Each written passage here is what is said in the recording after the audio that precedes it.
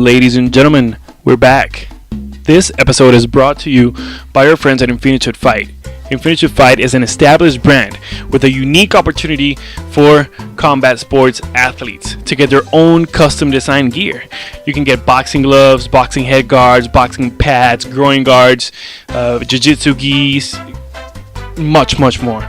You can personalize and create your own boxing gloves and fight gear. You can design by choosing colors, material, patterns, size, etc. And not only this, you can also add your own logo, any graphic or your name initials, text and embroidery, patch or simple.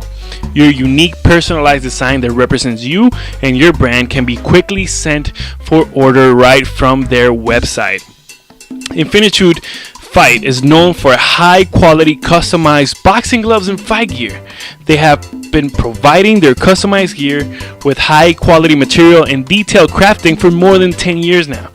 Just imagine this.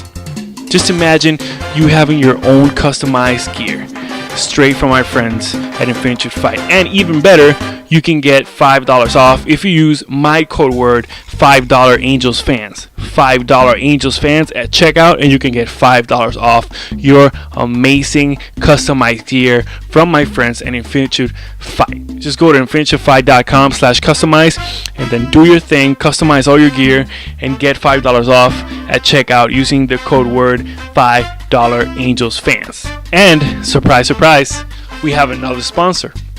Just Heart Apparel. Just Heart Apparel. Their focus is to bring custom clothing to all athletes across the globe.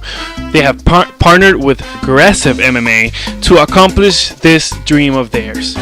They hope they can join you on your journey to becoming the best athlete you can be.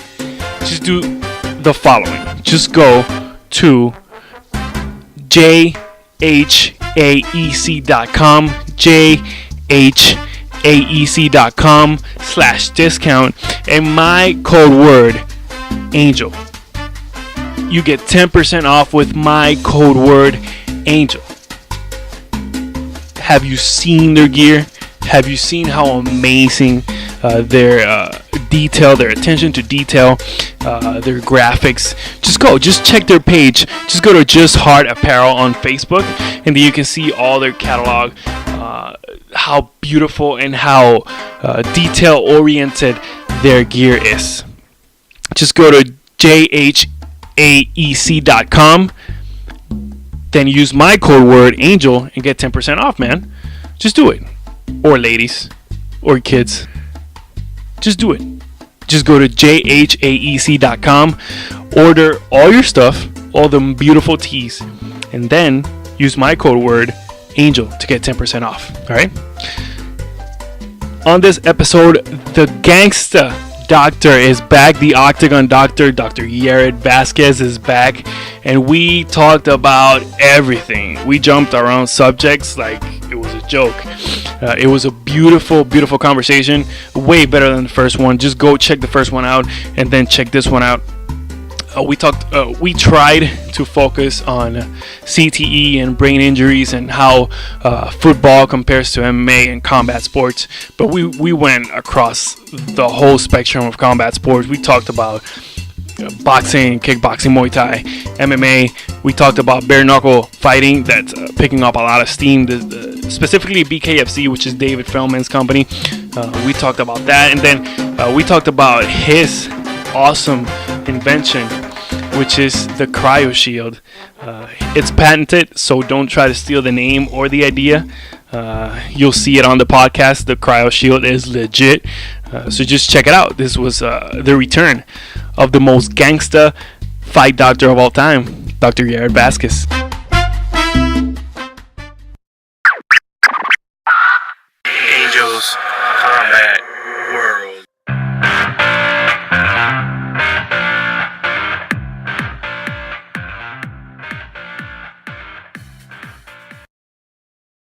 Boom! The OG doctor is back. What's going on, brother? Everything good. After a hard day of work, ready to talk some MMA and drop some knowledge bombs. We need him. How's everything going? Good? Everything's going good. A lot of work, a lot of projects in the physician aspect. But yeah, my eyes set on all that's happening in MMA, all the news and all the things, and how can I can bring my medicine background to it. Sure.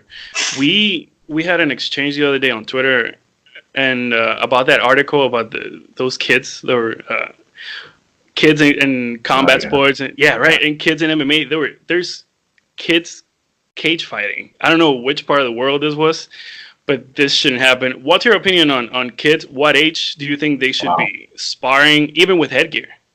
Wow, that's a touchy subject, but it has to be a hard line, right? When we talk about martial arts, it's not a lot of new data is coming out, right? There's new data suggesting that rolling jiu-jitsu can give you concussions, can give you pre-concussive events. So I think for kids, it's okay to learn the techniques. For kids, it's okay to flow roll. But once you're talking impact, even with headgear, headgear just gives you the permission to, punch a little harder when you're in offense, because there's some padding there, right? Mm-hmm. It impedes your peripheral vision because you have that bulky. Sparring is fun. Even as adults, sparring is way fun. Very fun. There's always this stress. Once you put that headgear on, you want that, they call it the B helmet. I'm not going to say the word. Yeah. You want that B helmet, but once you get it and you lose that peripheral, for me, when last times I've sparred and stuff, it's like, oh snap, I can't see my sides. And when you're in the heat of the moment, that fight or flight reaction, hits come in, you don't know where they're coming from. So it impedes your reflexes. So a lot of times, having headgear, it just means that it gives you permission to hit harder. Because you swing harder, it's headgear, I can swing harder. So I'm a big proponent of not wearing headgear, being able to see the shots, and just going, to a less speed, because you'll respect more. You'll be, practice the technique in a pure manner. But headgear just gives you permission to go Wanderlei, and just Wanderlei versus Shogun. It just gives you permission to go, buck wild. Sure. But for kids, you train in the classic martial arts. Everything is okay. Point karate. There's a reason in Taekwondo you don't hit to the head, right?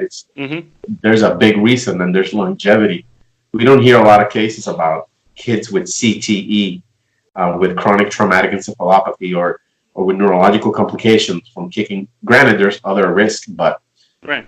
You're not kicking to the head. But MMA and boxing, I've been a physician for Golden Gloves in Iowa, and those kids can knock, right? Those kids can punch hard. They can bang for sure. I've had to stop fights because a kid is clearly concussed. Little sweet 9-year-old boy, it's concussed. I'm like, let's not go there, right? And they start crying in the ring, and it's an issue. It's a big issue. So for me, it's a big no. Kids' brain, your brain stops developing when you're right around 24, 25. Or it's still growing and getting differentiating and maturing. So imagine if you start those chronic hits at that young age, it's gonna. You're not gonna. There's not a tool right now that we could for sure say, okay, this is the percentage of the brain that should develop. This is a marker for development, like sugar, right? If you're diabetic, I can measure, I give you a stick in the finger stick, and exactly what targets, or I want my sugar to be below 150. But for the brain, we don't have that tool. So it's really hard to have an objective empiric number to tell us, hey, this is how many concussions you should have. This is how many hits you should have in practice. So the younger they start, it's just going to be more problems in the future. So just keep your kids in in martial arts, but monitor. Don't try to push your kid. You see those kids, and it's the parents. Those kids didn't ask to fight. 100%. No, for sure, it's the parents. I'm sure for kids it is fun to spar. because traditional martial arts, you do your forms or your katas in karate and different other traditional martial arts, right? And no one likes it. Like very very few kids do. But then, right, and then, but then when the instructor says, "All right, today we're sparring," or kumite, or whatever they want to call it in different martial arts, the kids' eyes, they get so big, and they start looking for their gear and their shin pads and their gloves, because it's fun and it's interesting for most of the kids. But it comes with a danger if there's no control. I think you shouldn't get hit in the head unless you're 21 years old, I guess. At least, so, right? I mean, think about it this way: you cannot, in some states, you can't drink until you're 21 because they're respecting way. You're not mature enough, and you're not. And there's techniques that are equally effective. Like you just learn a good rear naked choke, yes. Learn a good double leg takedown. Yes. Learn, the tight plum. That's enough right there to take care of bullies and to feel accomplished. If you're starting sparring, there's no need for live sparring. There's the Bob dolls. There's a lot of stuff like that. And Henry Gracie has a great program. It's Bully Proof, Gracie Bully Proof, and the program, I've seen what they offer, and it's just the perfect kind of mix of what kids should master. Little judo, a little jiu-jitsu, a lot of self-confidence. That's enough. I mean, if the kids want to compete, they should condition their bodies and do all the arts, but not start sparring until late. For like that combat live, I agree. It cuts your longevity as an athlete. Yes, right? I agree. 100%. That's why there's flag football. Right. And that's an interesting subject that we're going to touch a little later, and we're going to spend a decent amount of time on that because it's one that I feel very passionate about. But now that you touch on the bullying aspect, because it is very common over here, it's common everywhere. Wherever there's kids in a certain age, one is gonna bully the other. It's going to keep happening. Now that you mentioned that, should there be some sort of program where kids learn within the school system, that's standardized, and they should learn how to avoid this and how to learn how to defend themselves? Maybe some sort of like extracurricular activities, because I was talking to Richie Santiago last episode, and he was a wrestler, and most bullies don't mess with wrestlers. They stay away from wrestlers. They know better. They know better. But there's a bunch of kids that don't know any wrestling, or they don't know any other self-defense technique. What do you think we should do as the martial arts community to try to implement in some school? Maybe just start with public schools and then take it somewhere else. I think that the knowledge of what jiu-jitsu does to an individual's personality, it's of prime importance. I have a story with a patient. I've seen a patient last week, and the patient told me about their kid and about bullying and all that stuff. He's a very smart kid, and I'm like, hey, let's go on this. And I'm seeing the parent for a completely unrelated thing. Mm-hmm. And I'm like, let's just pop in the computer and just see what jiu-jitsu schools are around. So we pop in there. There's a Gracie Academy. I think it was Gracie Baja Academy on like maybe 7 miles from their house. And it was in Orlando. I was like, take him there. And the mom was scared. I'm like, no. You're gonna see the environment, because if you go to a high level jiu-jitsu academy, how they create a super fun environment for kids. Like the adult class is always after the kids class, and you go there and you see the kids having fun, rolling. They play tag. They do so much things besides jiu-jitsu. It's all about creating that confidence. And I think 2 weeks later. I think it was a little bit further. 2 weeks later, I saw the mom back just for some lab results or something, and she's like, "I really want to thank you." We didn't even talk about her labs. We didn't talk about anything. She's like, "We really want to thank you because so and so, he loved jiu-jitsu. He told me that he was going to be in jiu-jitsu for 10 years and he was going to become a master, and he's a whole different kid, and blah blah blah. And that's like, oh my god, if all people would know the benefits of being in a jiu-jitsu culture, right? Because what's the culture?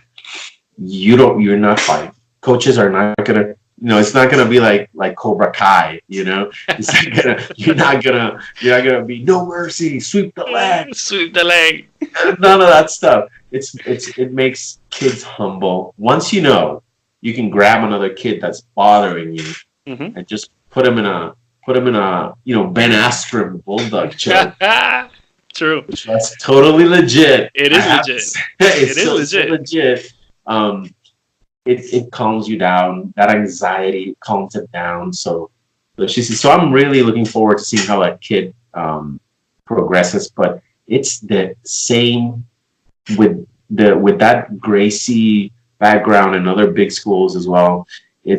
You get the same result. The kids are mild mannered. They're super confident, and they don't have to worry about bullying.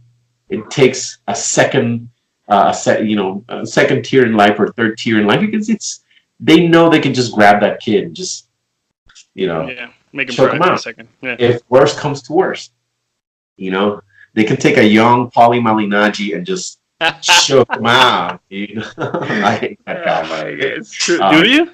I do, man. Oh my god, he reminds me of a cousin of mine that in New Jersey had that same accent and said that same attitude. Oh my god, I hate that. In Jersey. Jersey, yeah. Yeah, I mean, New York, Jersey dude. Yeah. Yeah, he's one of those guys. Dude, I respect Paulie for sure, and great athlete, dude. Golden Gloves, the way he boxes, he's just so crisp. He's in and out. Like prime Paulie Malignaggi had incredible hand speed. His IQ was out of this world. He made guys look foolish, but he came in a time when the guys that were coming up were just murderers. He met Miguel Cotto at 140, and Miguel just. I have that fight on my DVR. Yeah. Every time I see one of these news, I'm like, let me just pop this fight on and see it real quick. Yeah, but it wasn't fair either, because Miguel would kill himself to make 140, but he had the power of like a 154. He always had the power. Unstoppable force, and he just put it on Paulie. But I think you know what? As a fan, I'm like, I hate this guy. I want to see him. But as an analyst of the sport, I'm like, you know what? That pay-per-view in bare knuckle fighting, it's gonna sell so much. Ooh, I want to be the doctor. Bare knuckle, give me a call. But where's it gonna be? Mississippi, right? I think so, yeah. Yeah. Well, let's jump to that now that we're here. Drive over there. Now that we're here, let's just jump to bare knuckle fighting, because I spoke to Reggie Barnett the other day, 2 episodes ago. Super cool guy. He's one of their best lightweights as far as I'm concerned, because I think he's gonna win it all. He looks very good, and he has also that pure, calm, striking technique and style that I think he might do it. And I love the whole, at least this company, BKFC, Bare Knuckle Fighting Championship, the one David Feldman created, the whole experience that they create around it, the way they toe the line, everything is so crisp. I love it. But so seamless. It is so seamless. How do you feel about bare knuckle fighting? Because it looks like, to the eye, it looks a little rougher. But let's be honest, you really take less punishment when it comes to your brain trauma. Yeah. You're absolutely right. When you see it it's sheer, because what happens for a physician like me, I see it and I know, okay, it's going to be more work because there's going to be more cuts. There's solid surfaces clashing against the eyebrow. Everybody's walking out of that with stitches. There is absolutely no doubt.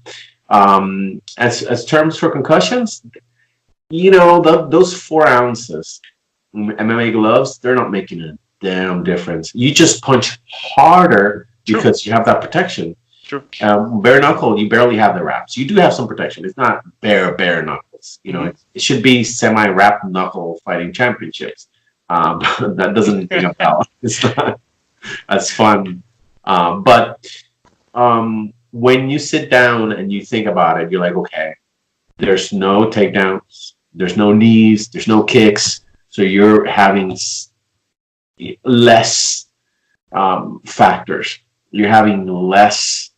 You're having less tools that can hurt you, and once you're down, that's it. You're down. So I'm gonna wait for the end results to see what adverse outcomes we see with a bigger sample size, because we just don't have a sample size big enough. This is so new. That's why it's exciting, and I think they're gonna give with the new UFC ESPN deal and stuff. I think bare knuckle fighting is gonna give them a run for the money because it's so exciting, so new, so it feels so raw, and yet it's a sport. So I think if a company, let's say this, if a company goes public, I'm putting a whole bunch of money on those shares. Best believe that. I agree. I see what you're saying, and it makes sense because it is technically a new product. Even though if you want to look at bare knuckle fighting before this company came along, you have to go either to illegal videos or to the 1800s. Or the George Masvidal and Kimbo Slice fights. Ooh, a 3-piece and a soda. That dude. 3-piece. That dude's a gangster. Yeah, right there. I mean, George is awesome. I fucking love that guy. Yeah. He's for sure. He's a vet in the game, and I love that the newer crop of fans are starting to pay attention to him because of that. Yeah. Because he did look. But besides the whole Leon Edwards stuff backstage, he knocked out Darren Till. That should be the headline, really. That's a huge deal. Those guys are not afraid. If you go down to that group in Dade County, in Miami, dudes were Level. Shout out to Level, Levin Martinez. He's a preacher now, and he's not fighting anymore. But I got a chance to speak with him a couple months ago in the phone. I met one of his producers for the movie he made, and just a really down to earth guy. And he's a man on a mission. But those guys are tough. Weight didn't matter. He made the transition like George to MMA. Maybe not as successful, but all those guys down there are tough. All the guys that were fighting in Dada 5000 and Kimbo, rest in peace, and George, those guys were tough, and when you mix that, there's a certain fearlessness that a street fighter has. They've seen so much stuff in their life and so much, violence that they're not going to be scared of a Dachi combination. They're not going to be scared of somebody wanting to take them down. They're like, what? Nah.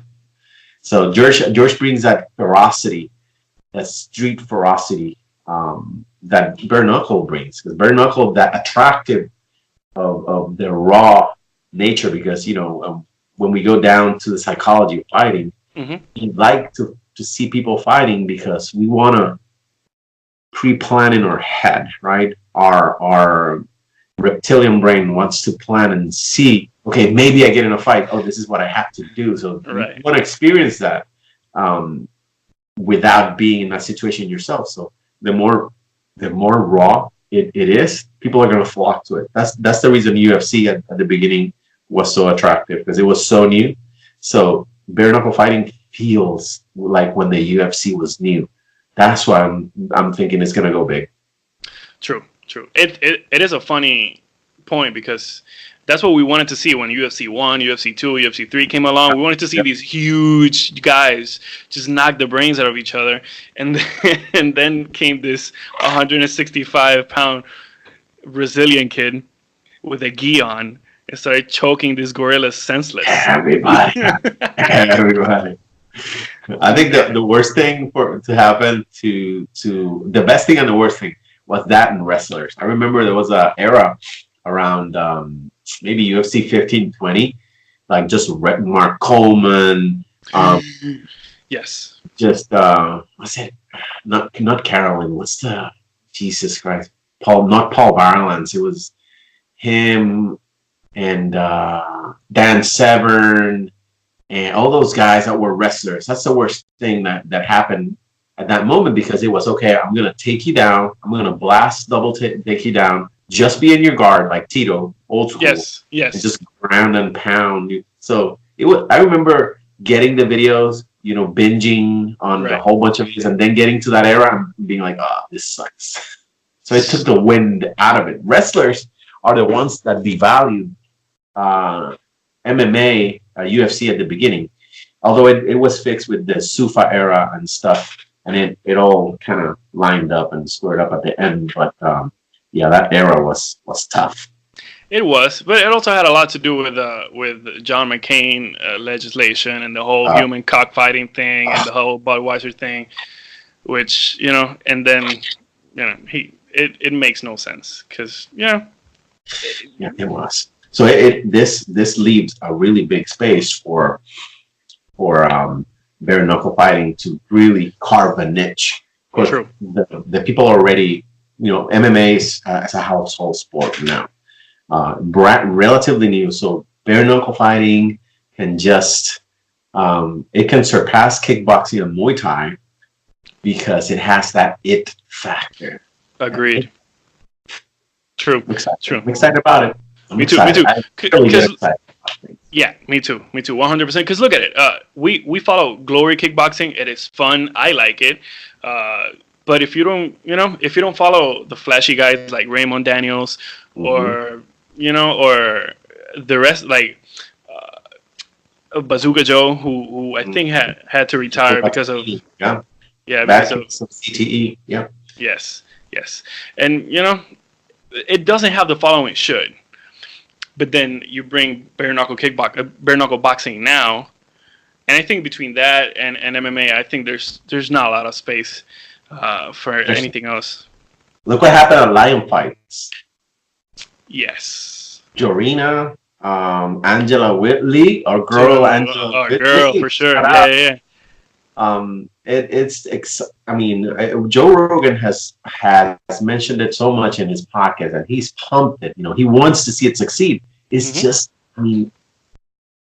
something went wrong. Like in Glory, every time the kickboxing shows, they never ever kind of catch wind. And I think bare knuckle fighting will catch that wind that these guys missed. Agreed. Just listen to me for a second.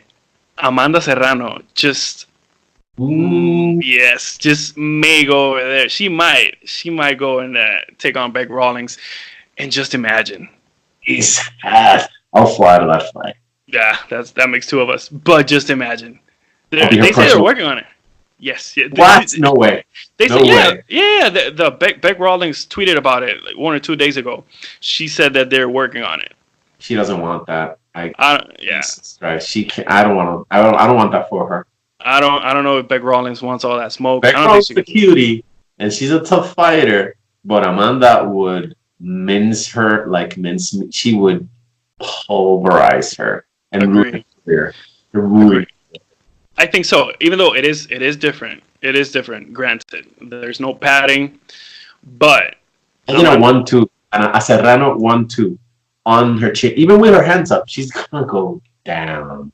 Yeah, and Amanda has this style. Well, she's like a blanket on you, but very smart. Like her footwork, the way she cuts the ring, and everything, every punch she lets go is so precise. That her body punching, Jesus. Yes. You have different body punching when you see. Jesus Christ, what's the name of this guy that got knocked out in Bellator? Trains with Freddie Roach. He's a wrestling phenom. He got knocked out really bad. Man, we're drawing a blank here. Jesus Christ. But that guy, he trains. He used to be Miguel Cotto's training partner. And Miguel Cotto's training partner, and his body punching is brutal. Boxers have a way to set up body punching. MMA still hasn't caught on to that. I mean, we should see way more uh, body punch knockouts in MMA because of the small gloves, and people just don't use it. I mean, Ed Barbosa knocked out a fighter with his toe. True. He's Yeah, but man, Barbosa is made out of something else. crazy. I mean, I don't Justin Gage has an opinion about that, but I mean, yeah, granted. But I was talking about Justin Gagey today with a buddy of mine at work. Justin Gagey has that same style, that Chuck Liddell style. Because people that don't know, Chuck Liddell was a great wrestler. Mhm. But like Justin Gagey, he's a great wrestler too. But they both use it to stand and bang. They do no wrestling unless it's a little bit of clinch work, a little bit of underhooks just to set everything up. But mostly just stand and bang, which blows my mind. Yeah, or just threatening, just tapping that knee and making them get their guard down, and then boom, Yeah. just like Emmett did to Michael Johnson. The same thing, tapped the knee and just went with a hammer from Hades. Boom. That knockout. Catch a break now. Yeah, and he didn't even win a bonus, did he? For that knockout? No. What? I respected his thing. Oh my god, that's so freaking disappointing. But the cards recently just had so many massive knockouts that he's not the only one not getting a bonus for that reason. There's other dudes having great fights and not getting that bonus. So it's a tough break for him. I know he needed it, but Yeah, man. All right, let's move on to quickie. Let's touch on CTE real quick, because is it true that CTE can only be tested or diagnosed if after death? Yeah, it's with CTE. The findings are when you do your pathological, your necropsia, your pathological analysis on the brain tissue. But for me, it's more important. People get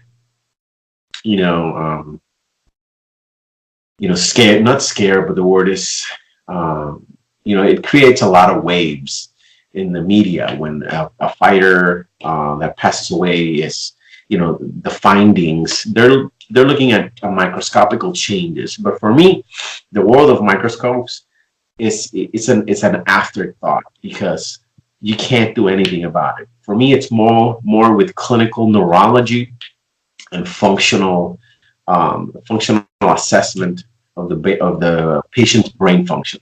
So there are many tools that you could basically questionnaires to assess, and neurological tests, clinical tests to assess brain function, plus functional MRIs which show oxygen consumption in areas of the brain. And still we don't have a protocol set up, but that honing in that is going to have more value. We're always going to find CTE. Look, wrestling, and you get pre-concussive events in wrestling. You get, if you're running, you're getting pre-concussive events. I mean, if you're out there running hills like Greg Jackson's guys do, you're getting CTE. If you're running stairs, you're getting small concussive events because you're vibrating your body just the same as a guy working at construction site. Working a chipping hammer. Right. That guy passes away. He's probably not going to get an autopsy that checks his brain and slides and does all that microscopic stuff. But that there's probably some CTE changes in that brain. A person that worked with a chipping hammer or heavy machinery for many years. Mm-hmm. So to see it in a fighter, I mean, it's kind of it's every job has their occupational risk, and in fighters, degeneration of the brain and changes in the brain, of course, that's part of it. That's going to be a part of the way that you age and that your biology changes. But for me, the most value stands in functionality. You have to know when it's time to quit.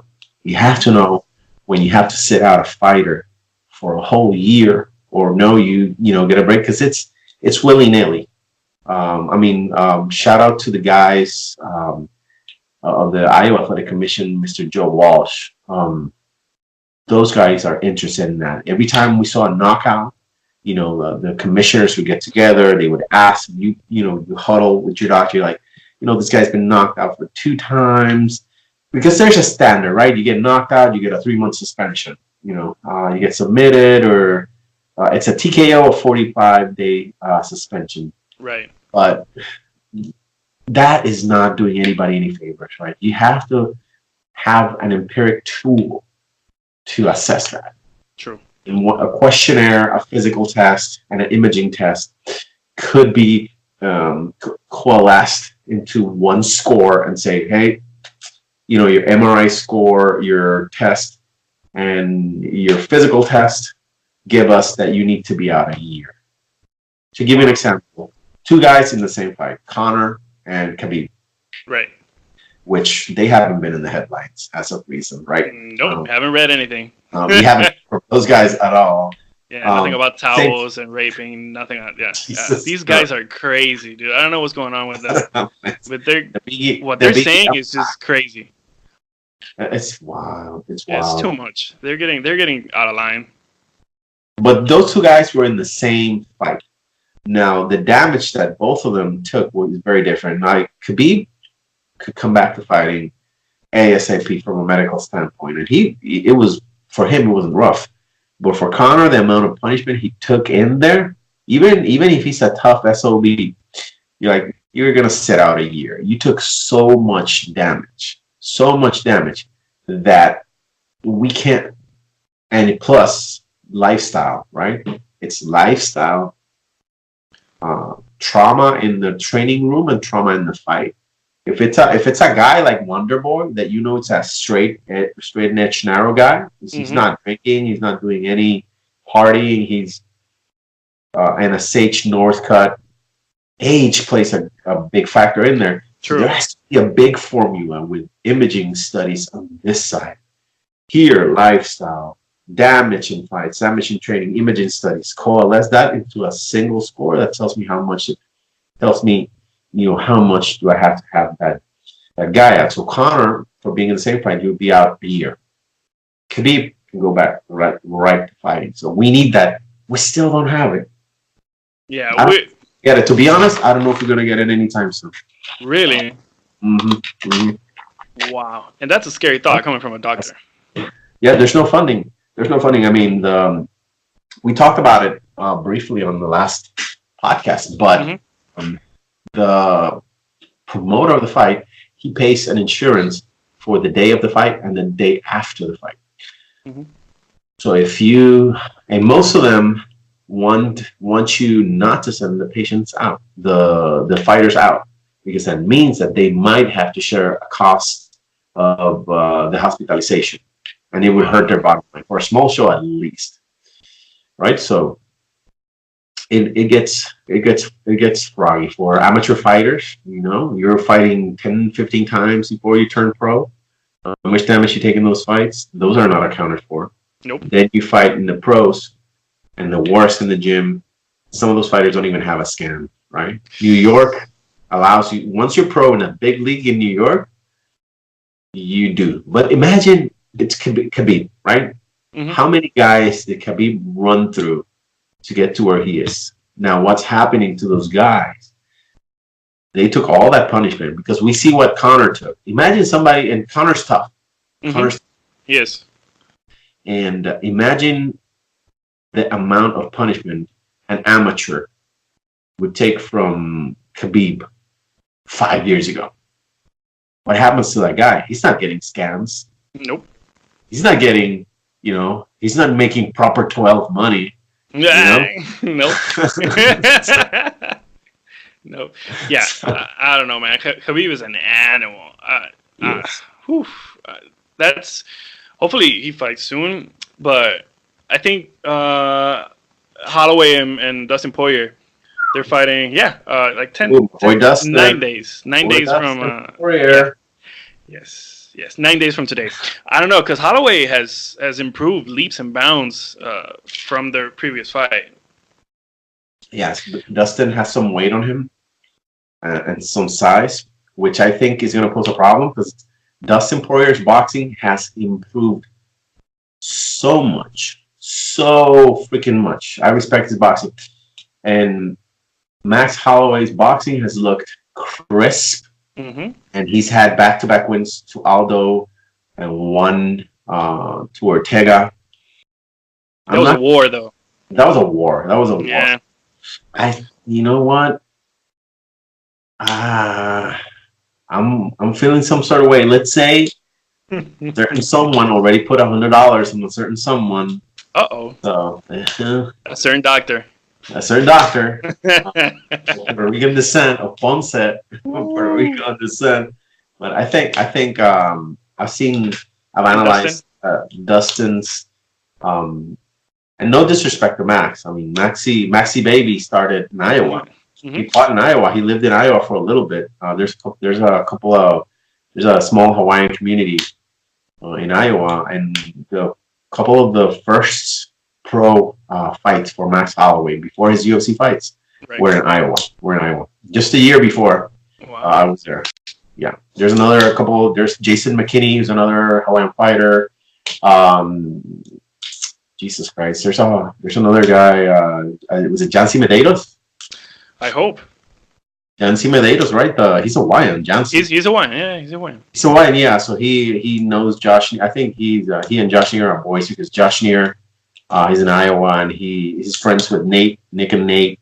So there's a connection there. So that community, Maxie was there in Iowa before he set off for his, the superstar run in the UFC.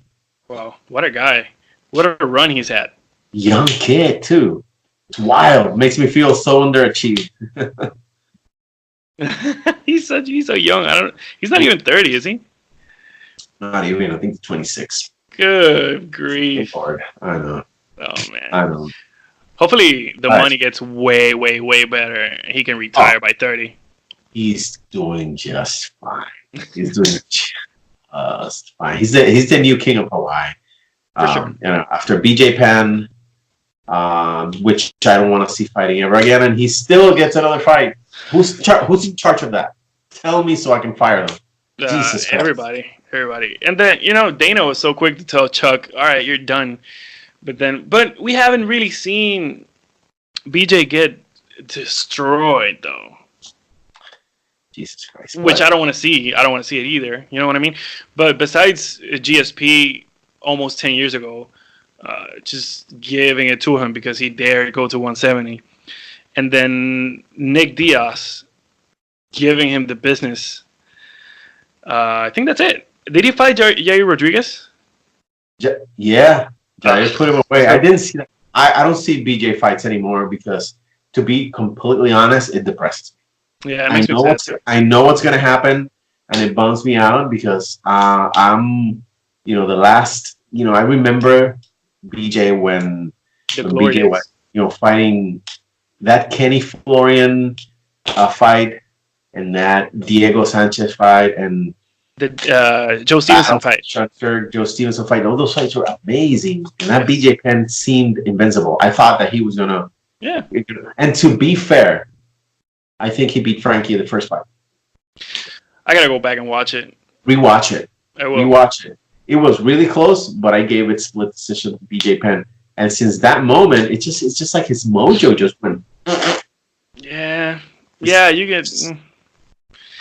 Yeah, your reign gets cut short. Same thing happened with Anderson. But I think Anderson, in my opinion, has to be the GOAT. He is the standard, for sure. Yeah, he was in PEDs too. But let's take it easy, sir. Let's be respectful here. Yeah, because let's take it easy. But for sure, I mean, come on. Yeah, there's more uses of PEDs. I completely understand. And I know. I think we touched on it last time. A little bit, yeah. USADA's not there when you're amateur. True. You develop your body. You get, and what guys are doing it in the small circle. You see the natural guys, which are natural because they just can't afford steroids. They can't. What are you gonna do? It's expensive, dude. Yeah. And as a commission, you can't. Where's the $750 to test gonna come from? Wow, Government? that's true. No. The small leagues, a small league in Iowa, it's 15 to 20, maybe 15 to 20 G's to put on a show. they're not going to test. Imagine Every fight. testing. Let's say you want to test 2 people per show. That increases your overhead by maybe $1,500, and that cuts into your earnings. So it doesn't work. It doesn't work, and it's such a big hassle. Okay, and what happens if you catch a guy doing steroids? You can't sanction someone that's broke. What's going to be the fine? $100 and a pack of cigarettes or something. It's right. You can't. So they're using some steroids. So true. I think they are for sure. They have to be because there's so many people fighting in small organizations. But my problem with it is that if you compare it to baseball, basketball, football, etc., you're not punching anybody in the face in baseball unless you get into a brawl. You know what I mean? It is a different universe. It should be illegal. You know what I mean? The moment you pop, you shouldn't be able to fight ever again. Yeah. We see it with this guy from Dagestan, Ruslan Magomedov. Third time, you're out for life. But he's gonna probably fight in Ryzen. He's probably gonna fight in Ryzen, or he's probably gonna fight in KS, whatever Russian promotion is over there. He's gonna fight. He's gonna keep doing it. So it's just a matter of time. And in UFC, there's tons of guys still doing performance enhancing drugs. We just don't. The guys that are really successful, have the access to newer designer drugs, are not getting caught. It's lower level guys using diuretics to cut weight, or using old school cycle, testosterone cycle, right, anti-estrogen drugs, getting caught. And you could see the body. You tell the body the acne distribution in the back and all the telltale signs, hypervascularity. You see that, right, super huge vein right there. You're like, wait a minute, that doesn't belong there. That doesn't go there. The hot dog skin, Hulk Hogan. Right? It turns to that color, right? That's not tan. Erythrocytosis. You get a whole bunch of red blood cells, and you look like you have a really bad polymalignaggi Jersey short hair. Dude, that's twice. I know. You need to take it easy. It's the last one. He's gonna smack you like he smacked Lobo. I know. I'm 6'1", so I'll make sure to be with Miguel Cotto. Oh, ooh, or Sab Judah. See, you're taking one. You're doing it too. Hey, I'm all the way. I'm over here in Dallas, so he's gonna have to take a flight. I really want to see. I think he's good. Going back to BKFC, I think he's good for the company for sure. Paulie. I think he'll be their flagship. I think he'll be their star. Yeah, and you know what? They're gonna get a couple fights out of these two guys. I think they'll fight 2 or 3 times. I hope. It would make sense. Just imagine if they make a card. Well, they're fighting next, right? This upcoming card. I think Paulie. No. Artem is fighting Jason Knight, who's going to be a UFC fighter, and I think Jason Knight might starch him because Jason Knight has hands. Yeah. But Artem has a good chin. So, and Jason Knight's his forte was his the scrambles and the grappling. There's no grappling, so if Artem can take a couple shots and put a couple on when Jason Knight, he could make something happen. We just don't know. I mean, he fought Philly, right? No, he fought Michael Johnson and didn't get started. Jason Knight. No, Artem Lobov. Yes, you're right. Look at that. He fought Michael Johnson. And nothing happened. He survived all 3 rounds and had Michael Johnson in trouble. So Jason Knight could be. He have a small chance, but I think it's 50-50. Yeah, I mean, safe. True. For BKFC's sake, hopefully Artem wins. Yeah, they go. Yeah, just so he can meet with Paulie. I think it's good for them. I don't care. Just imagine if Artem wins and then the next card, yeah, and then the next card they make Paulie and Artem, and then co-main event Amanda and Black Rawlings. Oh and my then God, dude. and then Reggie Barnett crosses to the next round. That'd be awesome for me. Oh, that'd be sick. They could do a media tour. I bet they could do a media tour. Yes. Artem and Paulie, and take him to Russia, and then take him to New York. How cool would it be for Connor to see his boy doing this huge media tour? I think that, slap in a proper 12 label in there, and then just to piss off Paulie, just proper 12, proper 12 in the canvas. Do you imagine that? If that happens, you heard it here first. Yes, you did. Yes, you did. You did. Just imagine. It would be awesome. I wish it does. I hope it does. Just to make VKFC bigger. But wow, and then Anthony Rumble Johnson is working with them. So just imagine if he takes off the suit and then starts training for a month. Give him all the Mexican supplements in the world. Jesus Christ. And just let him go. Put him against two people. When you see when you're scrolling in YouTube and you see a video that says lion attacks tourist, bear mauls a hiker to death, and you see that video and you hit play, I had that feeling right now. Because he'll kill something. I think he can. Jesus, I don't want to see him fight. To be honest, I think he hurt Paulie when he grabbed him by the arm. Yeah, you saw his face when he wasn't embracing. He just was loose and just had like a vice grip. And Paulie was like, his face went from that to sorry. Yeah, I think at that moment he realized, oh, this guy can eat me if he wanted to. Jesus Christ, this guy could crumple me like a foil ball. When you uncover the food and that foil, you make it into a ball. Just throw it away. There you go. I think so. But every time I talk to you, I feel the need to remind you that Rumble made 170 5 or 6 times. I don't know why. I remember when he fought that Japanese guy. Just put his lights out. Yes. Just I didn't want to see. I knew knockouts were going to happen when he was fighting at 170, but it was crazy. His waist was like this small. His cheekbones were just there, just crazy. He looked like a cross of an eagle and a grizzly bear. Just a weird mutant, and just putting dudes out.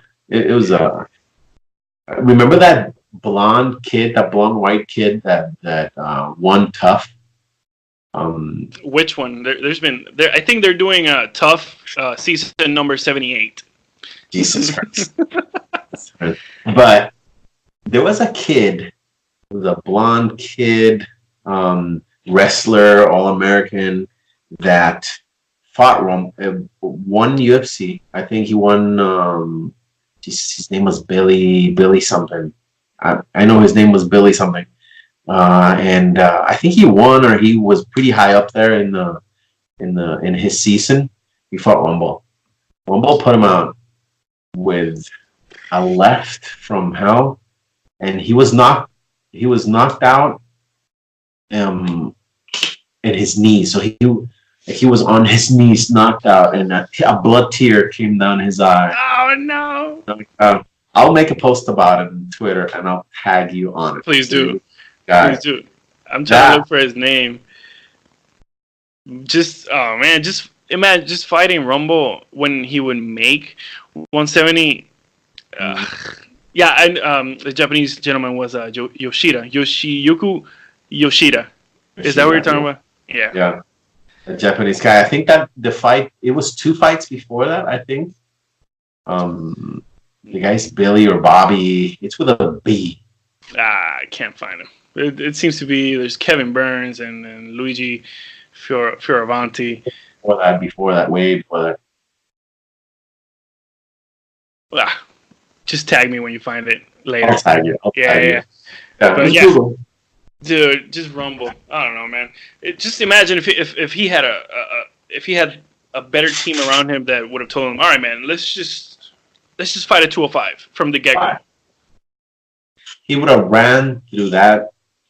He would have ran through that division and probably be champ because that's pre-John Jones. Mm-hmm. I mean, John Jones was, fighting Stephan Bonner, and he was low in the rung. So,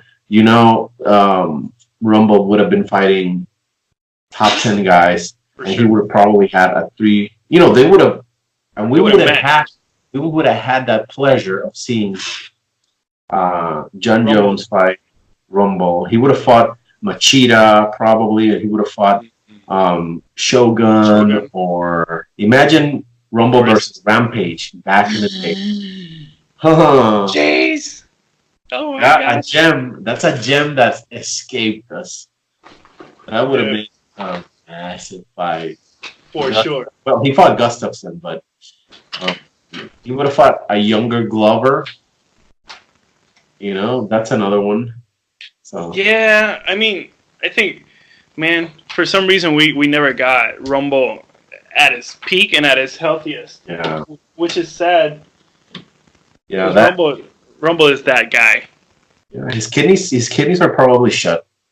His kidneys are shut, and he's he's doing powerlifting now, probably taking a whole bunch of protein and supplements, adding more insult to injury from the weight cutting age. So, and African American people, have a greater problems with hypertension. The kidneys regulate your blood pressure in a huge deal. So doing that, and your heritage plays a big role in disease process. For us Latinos, diabetes, it just because our diet and our nutritional habits are it's very starchy, just like people in Mexican heritage is saying, a lot of starches, a lot of irritable bowel syndrome, a lot of diabetes. So for Black people, for African American people, it's just hypertension is a huge deal, and when you're busting up your kidneys like that, it's just a recipe for disaster. 5-10 years from now, not that far. Mm-hmm.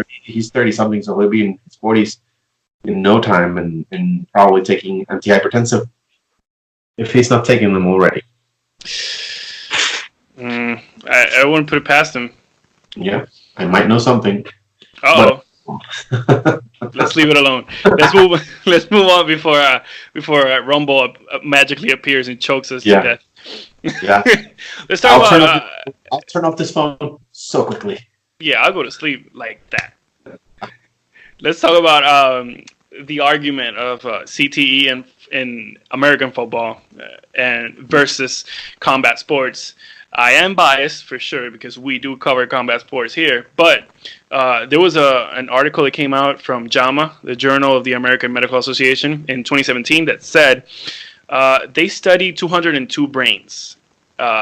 Most of them were of deceased NFL players. Some of them were deceased college players. Out of those 202, 177 or 87.6% had CTE. And out of specifically the NFL brains, 99% were diagnosed with CTE. Mm-hmm, mm-hmm. It's for that study I'm familiar with the study, but what happens is that when you're doing a study on that tissue study, you are definitely, if let's say we could remove a sample of all the NFL players and keep them alive and get cells out of there and check for CTE, most of them are gonna, it's gonna be just an alarming number.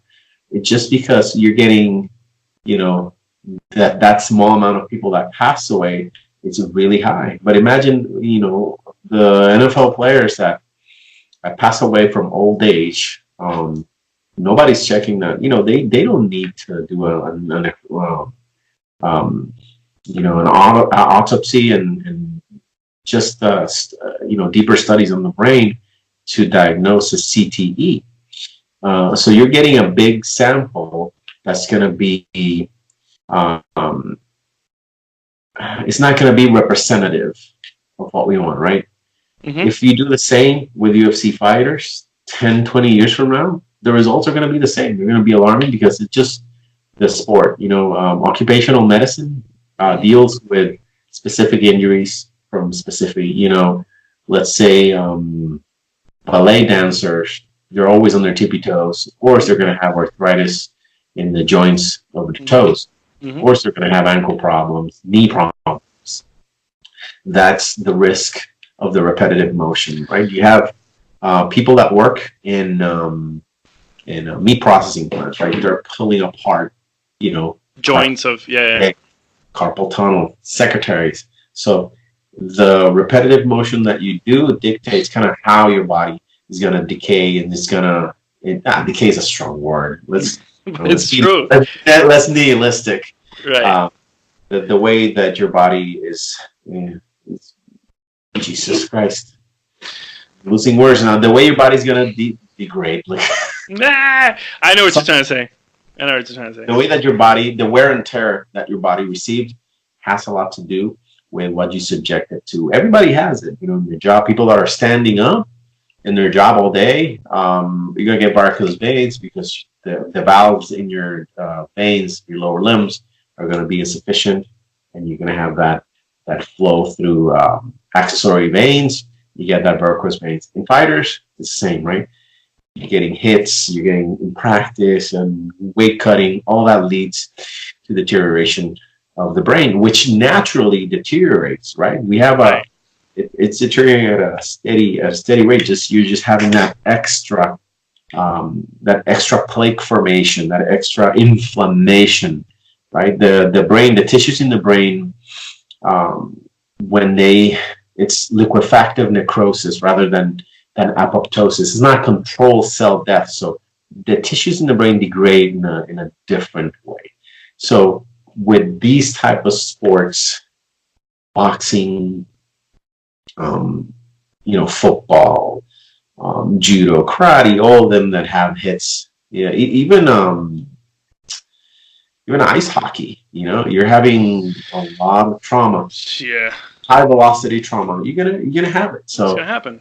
It's we're gonna see in the future. Next 10, 20 years are gonna be really interesting because it's gonna be studies that are gonna be right now. The funding for the studies, of course, it's not gonna be there because big players in MMA, you're not gonna fund a huge study that's gonna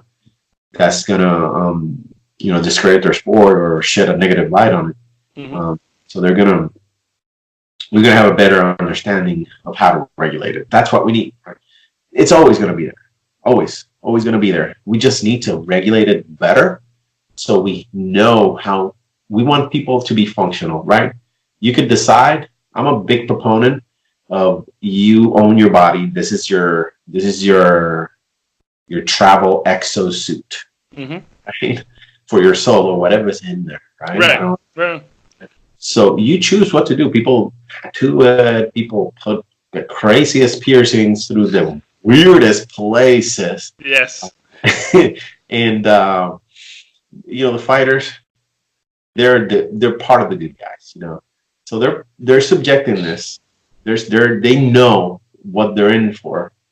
So we need to not police it as tightly. We don't want to be Big Brother hyper regulated. Mm-hmm. But we want to understand better how to keep individuals functional. To test them and say, oh, you know what? You've taken this damage, you're done. Let's pull your license. If you want to go to Uzbekistan, Rising, if you want to fight bears in Dagestan, go. I'll go. Yeah. But it's understanding and regulating and improving pay, right? You improve pay, yes. the risk has to be like a reward. You know, in NFL, you have pensions when you retire. True. You don't. You know, Mark Coleman had to do a receive donations for his double hip replacement, and he was one of the early pioneers. True. So and there's guys still fighting way after their prime. I get to see it. You know, I get to see it. I get to doctor older fighters, and then you get to know them, and you know the way the cookie crumbles. You know, and it's tough. It's really tough. So we need to understand this is the diapers. We're not diapers. We're kind of potty trained a little bit, getting around, but we can't go to the store. So we're in that stage that we need to develop those standardized testing and pull a whole bunch of data so we can assess an individual in life and assess his functionality. And no, I think the UFC Performance Institute is a great step towards that. Agreed. Forrest Griffin, as you know, kudos to him. He's doing a fantastic job. The only thing he hasn't done is hire me. So, hey, you know, he's not perfect. He hasn't made all the perfect decisions yet. I'm gonna show you something. Give me 1 second. Go ahead. Go. This is gonna be wild. Go. And this is for Forrest. I don't know if I've showed you this before. You haven't. When I started talking about concussions and ice application and all that stuff, I created a product, an invention, if you will, that holds ice packs in it. And I want to present it to Forrest and the Performance Institute and people in the fighting community. I've been trying to get this out there for the longest time. I put it on a pause, but I want to share it with Angels Combat. Yes. Yes. Let's So do it. This is right here. This is called the Cryo-shield. The Cryo-shield. Yeah, so it's a implement that it's a garment to be worn in your corner instead of having an ice bag, a Ziploc bag on your head. This semi hoodie, you see, it's like a flap here, right? Right. There's pockets in here. There's a zipper in there where you can put an ice bag here over your chest, ice bag here. There's a pocket here too. Let me see if I can get close enough. There's a zipper there. Perfect. There it is. And the ice bags go in there. There's one on top of the head. There's one here. So there's both carotids on top of the head, here on the sides, and in the back. There's a big pocket for ice bags. This is a material that gets colder. It's called AK Sorb. It gets colder, and it's patented. I put the patent on it. Already. Perfect. You can hold it like describe this. it. Let's describe it for the people that may listen to this and not watch it. So, the product that Dr. Vazquez pretty much invented. This is yours, right? I did. I have the patent. Yeah. So it's pretty much a hoodie.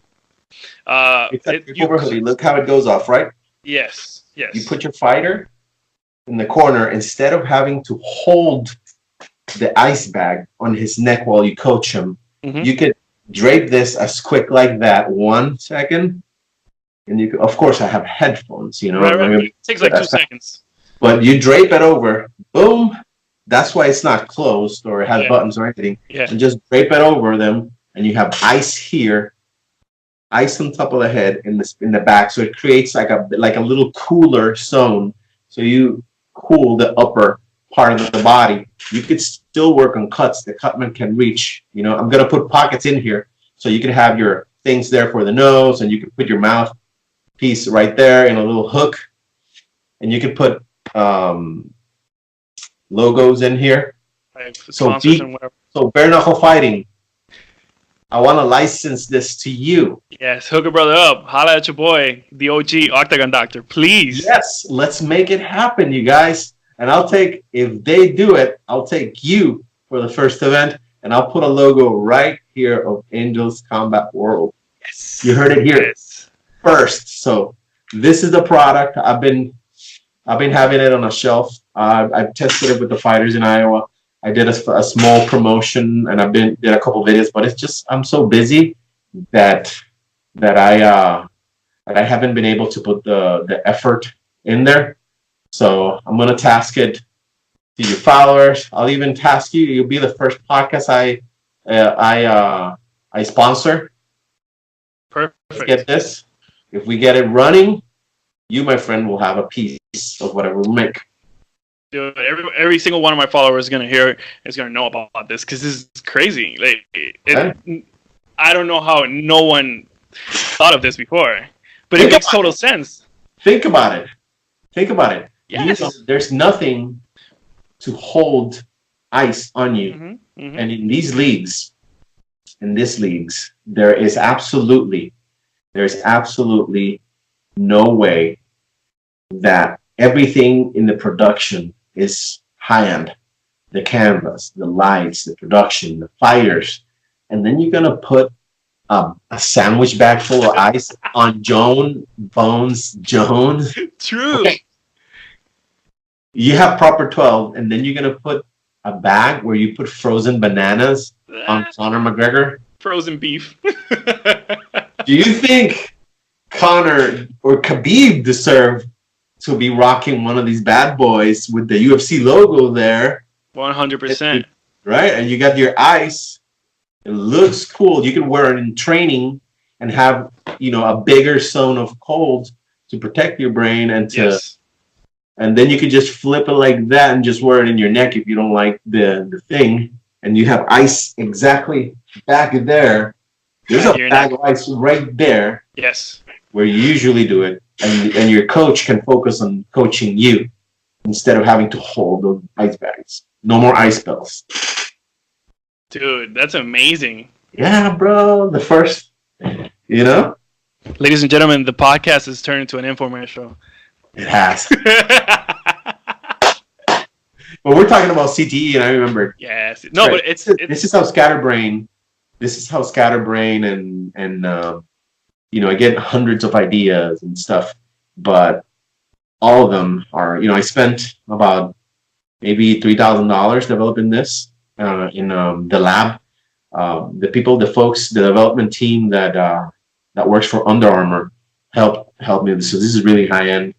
I haven't been able to move it just because I'm working so much. Hospitals, clinics.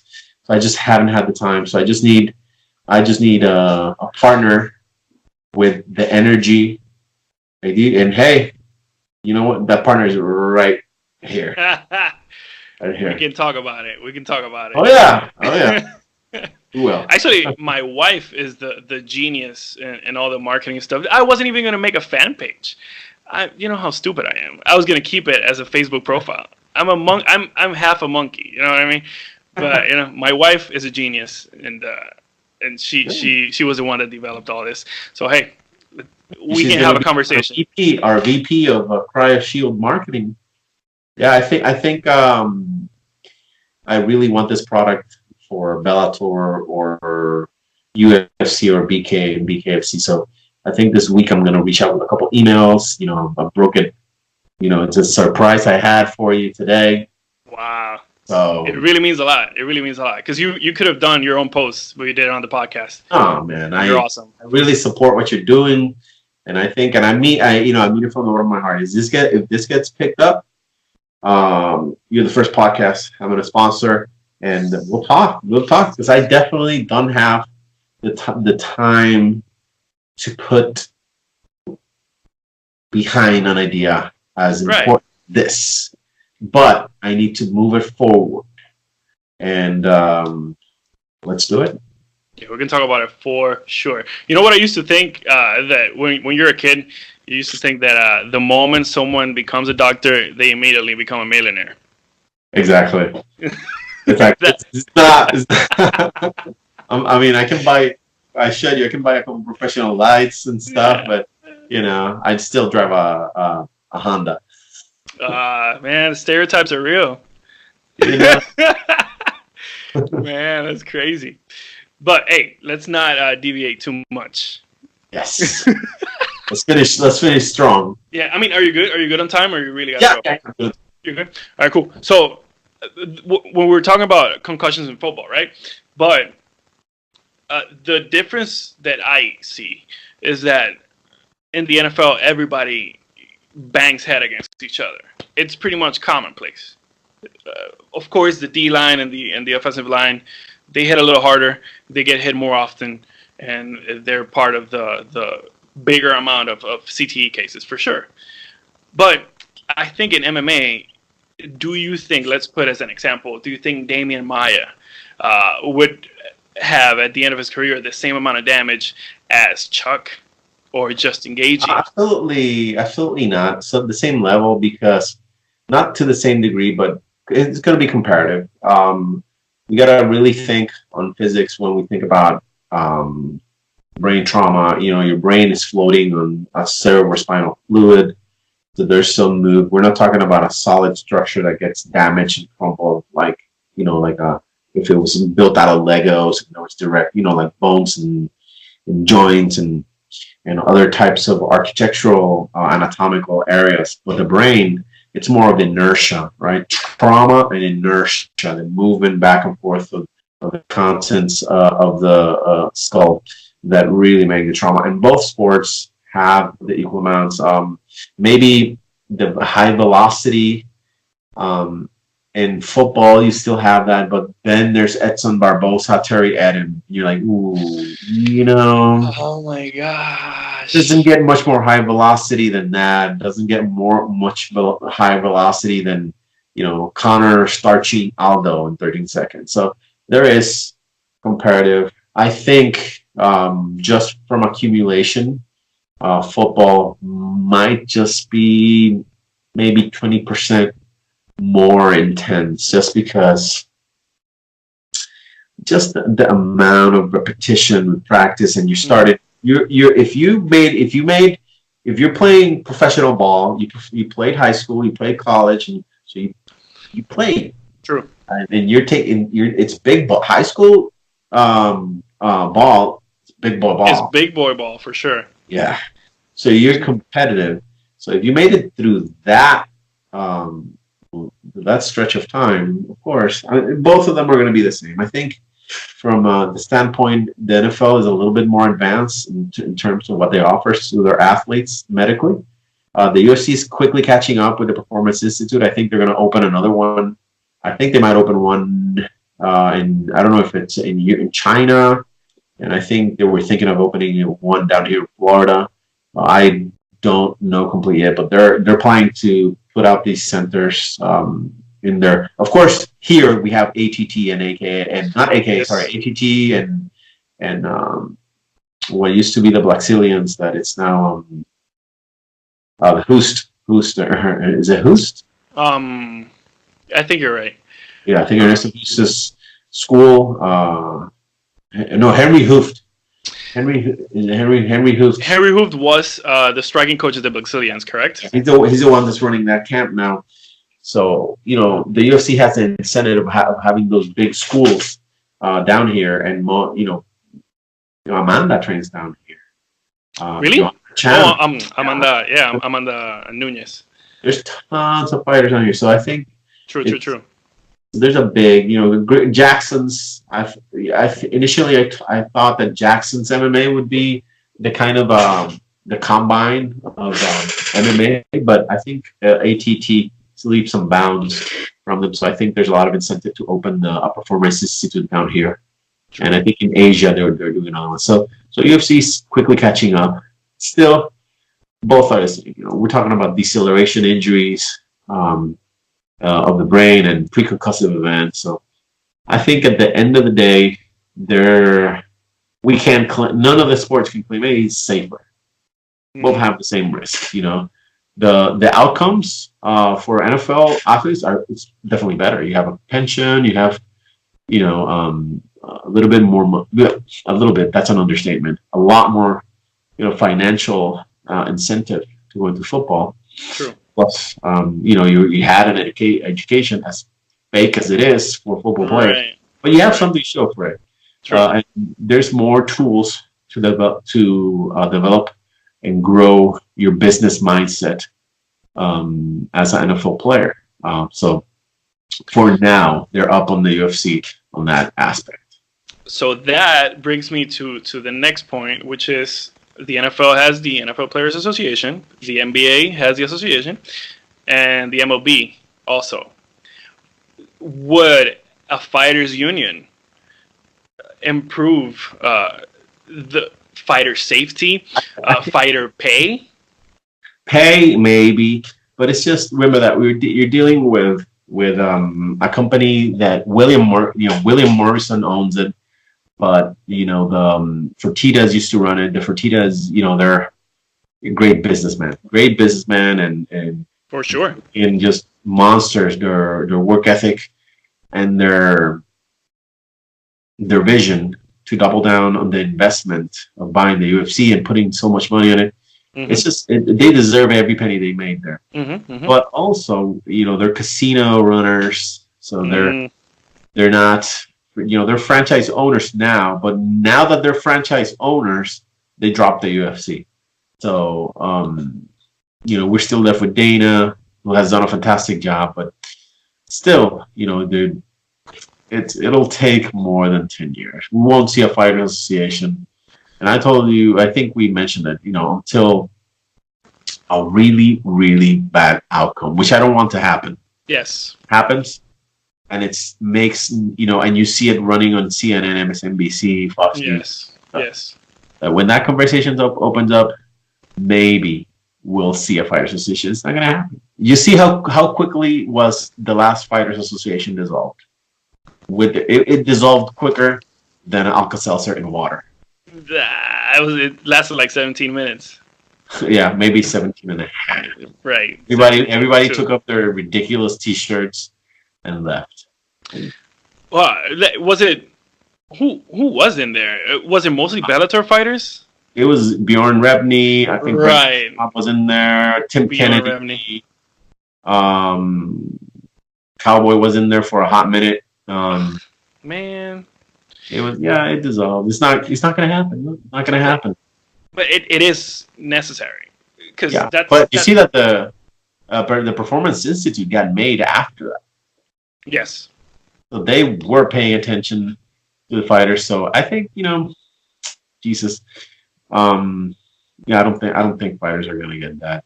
Boxers, they're still fragmented and they've been longer. They've been established. They're the most established combat sport. Yes. Legacy combat sport. And they don't have. You see how fragmented they are. At least MMA is consolidated in 4 or 5 big hubs, with the king being the UFC. Mm-hmm. So I don't see it happening in a long while. It's just not. It'll take the cues from a bad event and pressure from the media and from the public, and the public is just not. The public just doesn't care, like I care, or like you care, or a hardcore cares. The general public, just wants to see a good product for them. Entertain. They want to be entertained, eat wings, and drink beer. Drink a little beer. Maybe, see a couple highlights. That's it. Which is a sad thing because I really care, even though I do not know most of the fighters personally, but I care because when I see Edson Barboza get knocked out by Justin Gaethje with a right hook, and I see him still laying on the canvas, I care because I know he has kids. He had a baby born like the night of the fight or the night after, if I'm correct. Mm-hmm, mm-hmm. So something has to be done in order to help these fighters. Because when we talk about boxing, an unknown boxing main event, at least they make $250,000 each or $200,000 each. Exactly. An unknown kid on a prelim card is making $15K or $10K. Yeah. Pre-taxes. Yes, pre-taxes. Important point. And you progress if you win. What happens to the guys that lose? So there's a big debacle there. It's not good. It's not good, but it's not going to change. Unfortunately, it's just we have the current paradigm and the way things are set up. So it's just It's just there's no space for that right now.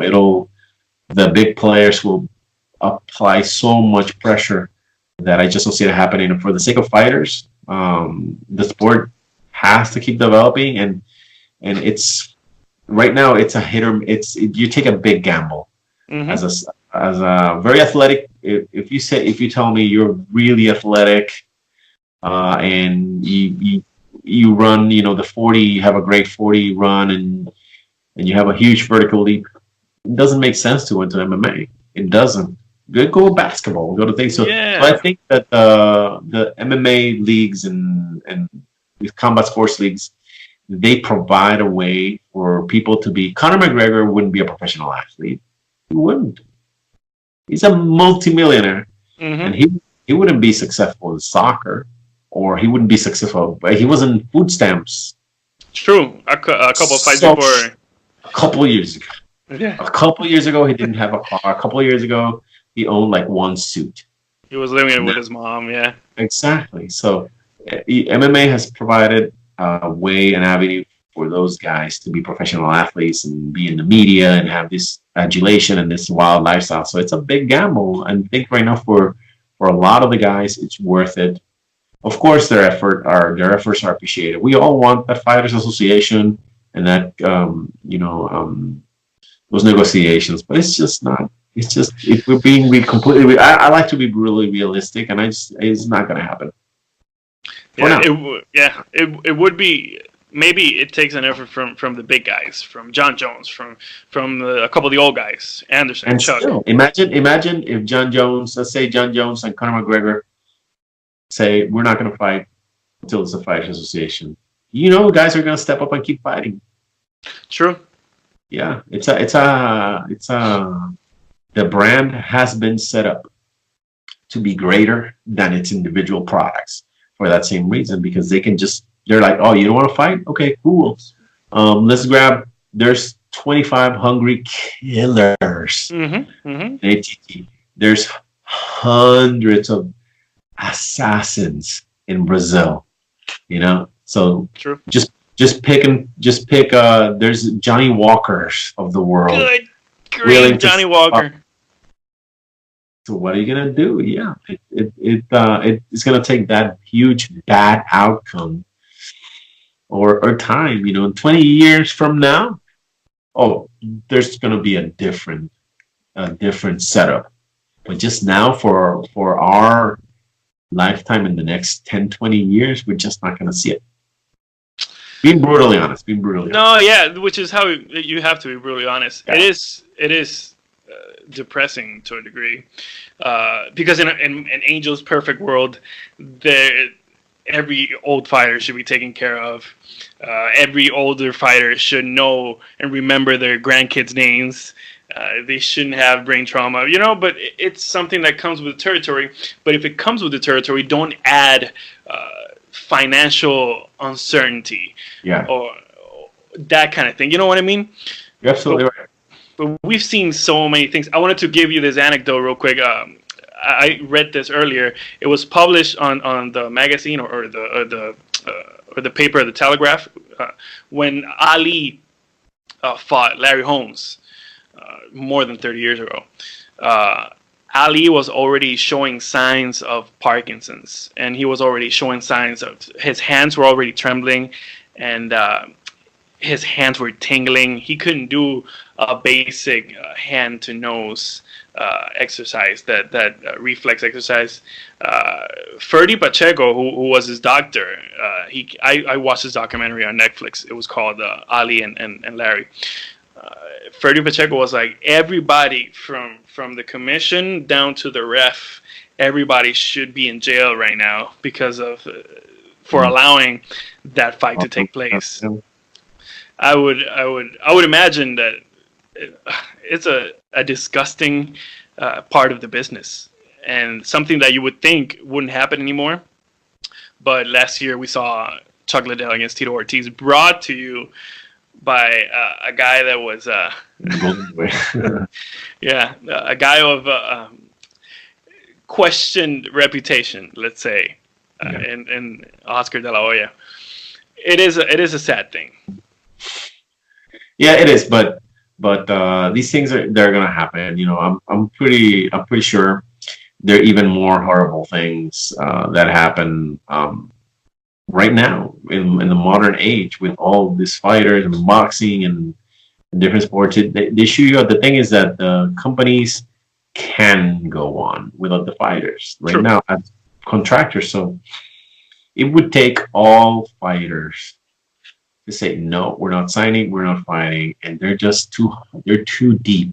Right now, we're like in the middle of the sea, and you have to swim or die. So there's absolutely no effort to be done. But I think diversity. I think what helps the cause is diversity of products. So if other companies emerge, you know, you have to, as a league, you have to bring the talent. You have to really offer something interesting. So we'll just see, and it's all the public, you know, the Yeah. public's interest. So you know, buy pay-per-view so the companies that treat the fighters better. Don't buy the pay-per-views or don't support of the company. So, but also the MMA fans, we're so fickle. Also, you know, hardcore fans, we're you know, I remember buying paper with Nick Diaz. He made a paper after his battle with BJ Penn. He made a pay-per-view. It was called War. Oh. War. It was such a debacle. It, Uh, the pay-per-view model was pay what you want. what? Yeah, I don't remember would go this. in the website. He was streaming. I paid $20. I'm like, you know what? I'm paid $20 because fight. You know, it's not like I'm being super, you know, generous, but I'm like, but there were people posting in forums and showing their tabs and they paid a quarter or a Ugh. dollar. I'm like, you son of a bitch. Yeah, just go away. Jesus. Just go watch hockey. You Yeah, and bastard. he lost a whole bunch of money. He made a show in Stockton, and you know, I think he lost a whole bunch of money on that, and never made another show like that.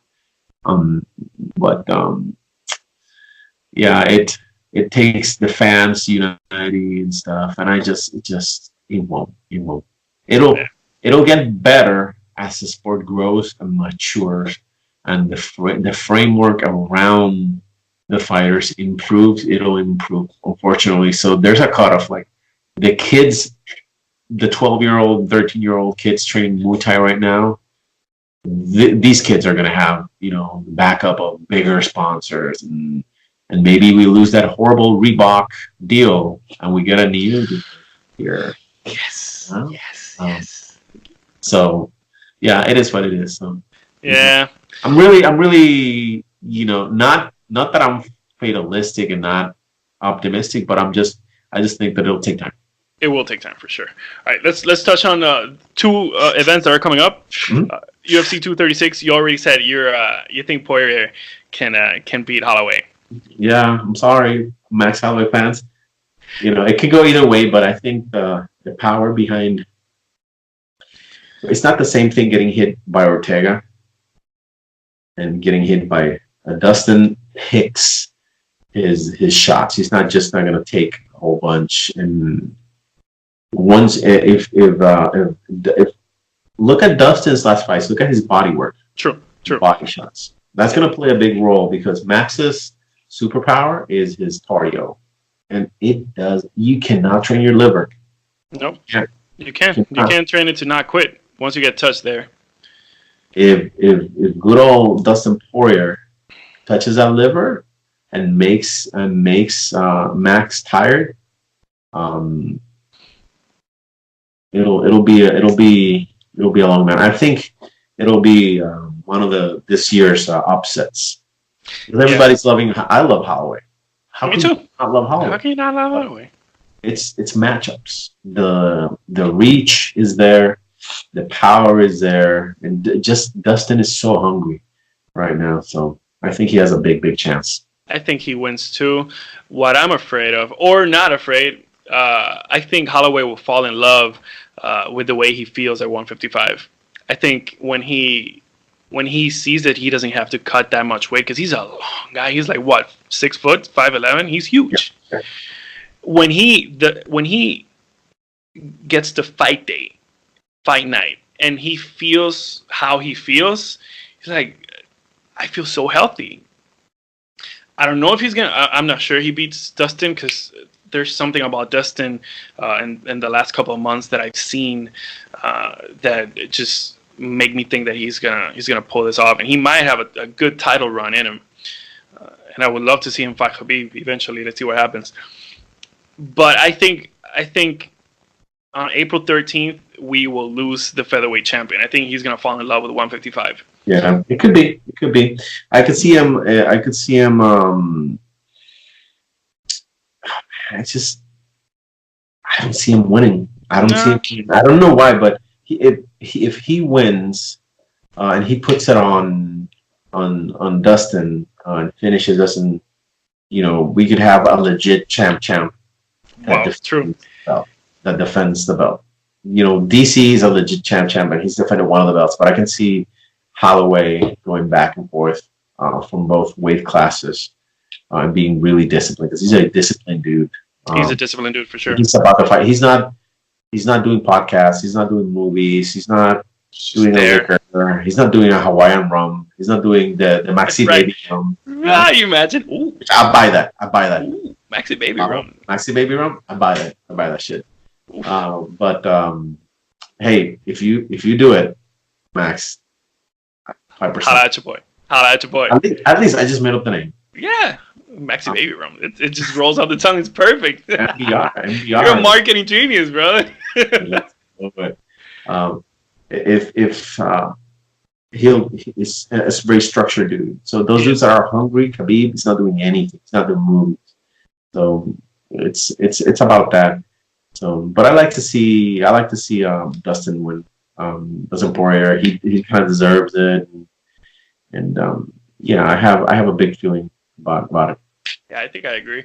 The co-main is Kevin Gastelum against Israel Adesanya, which I just realized we have two dirty words on this event. We have the same dirty word twice, which is interim. My God. Yeah, but hey, it is what it is. We got four incredible talents. Who do you have winning? Israel Adesanya against Kelvin Gastelum.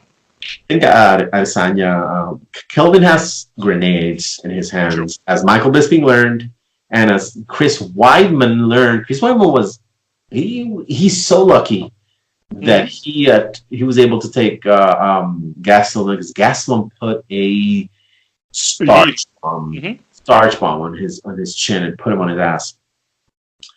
I don't think he's going to touch Adesanya. Adesanya's reach and shot selection is both of them tremendous strikers, tremendous power. With the shot selection, and I don't think the wrestling, Kelvin's wrestling, the reach is not there. Adesanya is going to tower over him. I think he's going to batter him with knees to the body. Every time he threatens for a takedown, he's going to get a knee down the pipe. So, well, Kelvin, the first round, it's going to be a feel fest. They're going to feel out. It's probably going to end around early third or late second round. TKO for the last Bender Adesanya. Yeah, I think he wins too. I think he might even stop him. I think.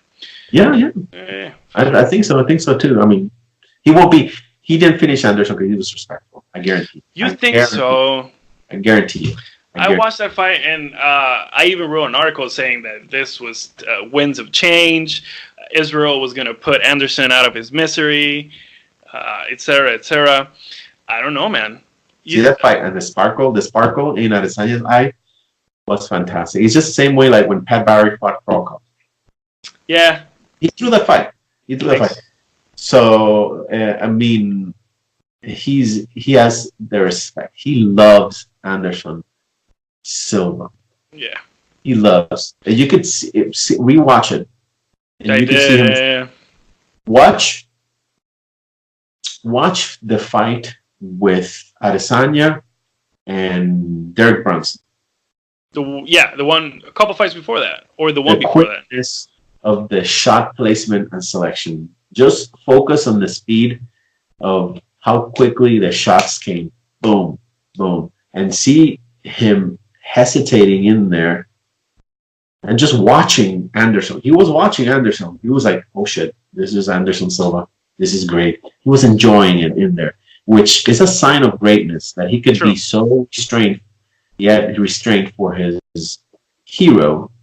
I guarantee you, he didn't want to knock out and Anderson Silva. I feel it. I've seen that fight so many times for that same reason.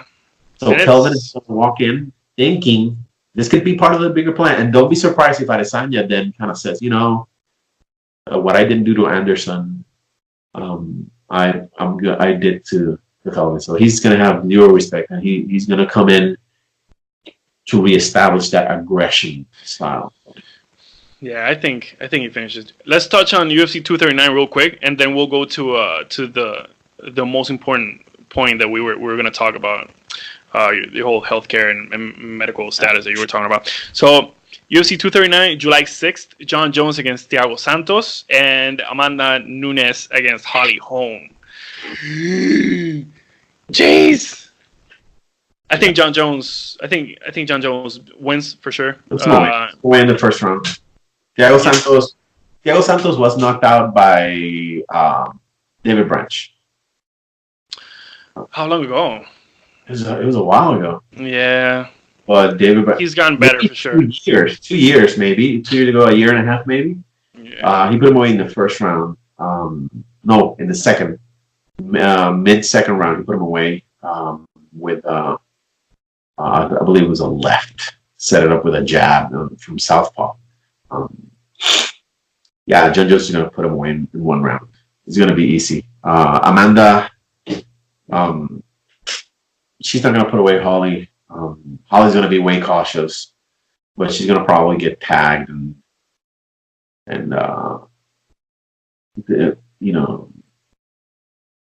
Amanda's going to put her. He'll probably win a decision. Yeah, I think Amanda. Holly's tank lasts a little longer. I think it does. It does. If she can last after Holly's chance increases if it goes past the second. Agreed, 100%. She can drag it to the third, fourth, and fifth round and work the body. Then we're going to Sisler. Mm-hmm. Then we're in first two. If it 1-2, if she gets tagged, it's not the same. You saw it. If Amanda touches you, you're Dunsky. You're Dunsky, and you go into panic mode, and your shot selection goes away. That's the problem. When you get pre-concussed like that, your balance is off. Your shot selection is way off. As you get, there's a thing called we can talk about that because there's a whole bunch of this central fatigue and peripheral fatigue, and you're one shot away from just being increasing your central fatigue, your central nervous system fatigue. Talk about that. That's for the next episode. Yeah, that's for the next one for sure. Yeah, I think the way fighters react when they get touched by Amanda, the way their eyes get open and they clench up because of her strength and how powerful she is, I think it plays a huge factor. I agree. If Holly gets touched first, second round, she's Dunsky. If she finds a way of dancing, because she has beautiful footwork. If she finds a way of dancing, getting out of shots, and trying to work her way, leg kicks, and trying to stay out of range, because she's a little longer than Amanda, if I'm correct. I think she can pull off a decision or maybe finish her late fourth, early fifth round. I mean, it's not. Amanda has been finished. Mm-hmm. Amanda has been finished. So I could see it. I could see it happening. Wow. Let's see. Cyborg being melted and change your mind. Mm-hmm. Yeah. All right. Let's finish with. You're always, at least on Twitter, what I see is that you're always sharing articles about this actual status of healthcare and the way physicians are looked at, and pretty much what's wrong with the system, which isn't a simple thing to fix or to even explain, but you do a great job in doing it. Just like you do in fight videos and breaking down injuries and all that and concussions, you do a great job of breaking down these details and to for us, the common people that go to doctors but don't really know. Yeah. It's I'm tell you the nucleus of the problem. once, and I'm not, this is, a bipartisan issue. I don't lean left or lean right. I go for the middle, which is Common sense. being intellectual, common sense, and hard work. The problem here was that the population, the majority of people have been fooled, with how using the word healthcare as a buzzword. We need healthcare, healthcare, healthcare. Healthcare's been there always. We need healthcare coverage and health and the awareness to the power for the patients to recognize the role of the physician. So since in the onset of Obamacare, Medicare services were increased, and yes, you have a plan, but you can't. To give you an example, you can't get an MRI for certain conditions. Only the cheapest medication is available, so you get mediocre coverage. So you sit back with that, and they increased the requirements for physicians for documenting, right? So they turned doctors into type. You go to a doctor, what do you see? A doctor's in the computer typing. So Medicare and Medicaid were instantly, with the onset of Obamacare, we were made, systematically, little by little, doctors were, it was a requirement to own electronic health records, so in order to get paid by Medicaid or Medicare. It's increasing time you have to spend on your computer, so it limits your contact with your doctor. So they're like, hey, we're going to give you this card, see your doctor, you have a plan, but you're not going to see your doctor. Your doctor's going to be typing on the computer to send us all this data. We're not going to pay for your medication, but we'll give you the generic ones, right? Yeah, so, and then you have the onset of big companies, corporations moving into owning big healthcare practices and hospitals. So it becomes the Amazon of healthcare, made possible by the government. So that's the big problem, right? We have to understand, hey, no. Listen, most of the medications that you need for diabetes, high blood pressure, arthritis, you come on everyday things, right? You can purchase them by less than $20 for 30-day supply, or less than $10. There's a $12 supply. Antidepressants, anti-anxiety medication, some pain medication. Most antibiotics are scents. Medication that really is necessary for emergent situations, because the gist of medical insurance and Medicaid and Medicare is that they're like, well, what if you have to get hospitalized? For sure. That happened. So they drove the prices up to make hospitalization so expensive that you're afraid, and you have to purchase an insurance. True. And with Obamacare, middle class families that can't be covered by Obamacare, or by the Affordable Care Act, we should say, that can be covered, then your premium goes up. So you pay more for a shittier insurance. So it just affects the lower class, because it gives you the illusion of coverage when it's not there. And it affects the middle class. Of course, the high and super rich class, they don't care. They can pay concierge doctors and private doctors. Get the best care. Mark Cuban is not suffering. Zuckerberg is not. They can buy a doctor. Yeah. Have him live in his house. Call me Zuckerberg. I'll be in your house. I'll take care of you. Oh no! Don't do that. I won't sell out. I was just kidding. But most things you could go to a doctor and pay for. And of course, if a doctor is burdened with a ton of patients from Medicare, which is a Medicaid, which is not a burden. We like seeing people, but it's like, oh, you can't. Here's your card. You got your client. Call your doctor. Doctor, you take Medicaid. I don't take Medicaid. Okay. Doctor, you take Medicaid. The doctor that does take Medicaid, they're like, well, we can see you in 3 months. Yes. But we're not going to see you. You're going to be seen by a nurse practitioner or physician assistant. The doctor is just too busy in charge and stuff. Yes. So it coagulates the system. Doctors are restrained. They're afraid to speak up. I'm not afraid. I was raised in a public housing project in Ponce. I'm not afraid. So they don't want to speak up. They're afraid of that. So, and in a nutshell, is that But you could, if you pay. Look at this. Listen to this. With the Affordable Care Act or any other insurance, if you're a middle class family, let's say you have an inexpensive plan, and your deductible is $5,000. Right? So they won't cover anything until you spend $5,000, but you're paying $1,000 a month. You pay $12,000 a year plus those five, so you're already paying $17,000 a year. I agree. Right. So that MRI is going to be covered after you spend $5,000, and most people are not going to spend $5,000 on their regular everyday health. So they're using the fear of, hey, maybe this huge emergency happens. Mm-hmm. And what happens if you have a huge emergency? It still falls in that $5,000 upfront cost. So let's say you're like, you know what, Dr. Vazquez, I saw Dr. Vazquez in Angel's Combat World, and I've heard a little bit of healthcare. You go to a doctor, let's say a direct primary care, DPC, direct primary care doctor, you pay cash. You're like, okay, it's going to be $45 for the visit. You could go to an affordable imaging and pay $200 for an MRI. I shit you not, Angel. Pay $250 for an MRI that would cost you $2,000 if you had an insurance plan. So having an insurance plan sometimes makes treatment more expensive. Wait, what? So if you have an insurance plan, MRI is more expensive because it is more expensive. It is more expensive.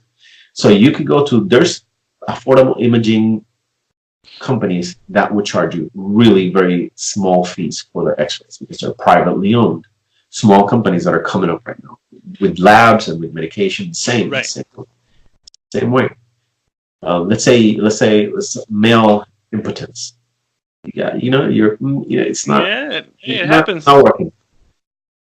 Every pill of Viagra will cost you, brand name with an insurance, maybe $60 for a full prescription. You're paying around $400 or $500 for a 30-day supply. Right. With boner pills. Right. It doesn't work. Yeah. If you buy through GoodRx, the month is $22. So insurance is the biggest con act we have seen in the history of humanity. Congratulations, you made it. We have to work with it. We the doctors are the UFC fighters right now. Wow. We're in it. Can't get out. I'm working, trying to improve that, and so that's why I'm busy. And projects like this fall behind. Right. I'm busy trying to raise awareness, and I'm not again. Insurances, they do help sometimes. I can't shit on them completely. So they do help, but I just want patients to know, hey, you have another choice. Like I have a telemedicine service where you could see me through an app, like in a format like this, and I can prescribe medication for you, and I would charge patients $25, $20. Sometimes I don't charge patients. I had when Brody Stevens, the comedian, committed suicide. Yes. I'll see patients for $5. Wow. I'll see patients for $5 through my app, the prescription. So seeing a doctor was $5. I started doing depression medication. Wow. I saw a whole bunch of patients, so that's a great initiative. So I'm doing those type of things, but not everybody knows that. Not everybody's in touch with that. So they have to be in touch again with, hey, the doctor does have power, right? They call us providers now instead of doctors. No. There's doctors, there's physician assistants, and there's nurse practitioners. Don't lump everybody in there. Providers. Get a doctor. So it's a big culture of misinformation. So just the most thing, hey, insurance says do your thing. But no, the general public needs to know, hey, your doctor is more accessible to you than you know and than you think. Ask a doctor. Ask. You just have to ask. Reach out. How much is a cash pay visit? Do you have a sliding scale? Doctor, can you adjust my payment with my salary? Most doctors will tell you yes. Mm-hmm. How much can you pay? Wow. Do it through my app. How much can you pay? I've had diabetic patients reach out from Iowa. Doctor, I need my prescriptions. It's $25. Oh, I really can't pay. How much can you pay? $15. I'll help you. I have your back. Boom, and you get it done. It's not. It's your doctor are more accessible. So it's working. It's growing. Doctors are coming out of their shells and being less afraid. And I mean, because it's not about shitting on insurances or shitting on the Obamacare. Politicians they mention healthcare. Ortiz Ocasio and the other parties and the healthcare. Stop it. You don't know shit about healthcare. You know the buzzword healthcare, and it gets you voters because it makes people afraid. Yes. Most conditions you could treat it under reasonable economical reach. Most conditions and seeing the doctor more often under these circumstances allows you to detect more things. So as we move along and things cheapen, it's going to be easier to see direct primary care doctors. Remember this name, direct primary care, telemedicine. Okay, so that's going to be the future. So if there's a message out there for me to put up to the public is, hey, your doctor is accessible to other means that are not insurance. Ask him. It's worth it. We know about healthcare. We study 10, 15 years, and we're involved in it every day to every detail. Politicians do not know, and they pay for private doctors, concierge doctors. Okay? Mm-hmm. And they have all the best medications, all the MRIs, all the hospitals. They have it. Because as politicians, they get great coverage. Of course they do. Okay. So. Yeah. What is that? What's the app called again? The app is called VC. So it's VSEE.com.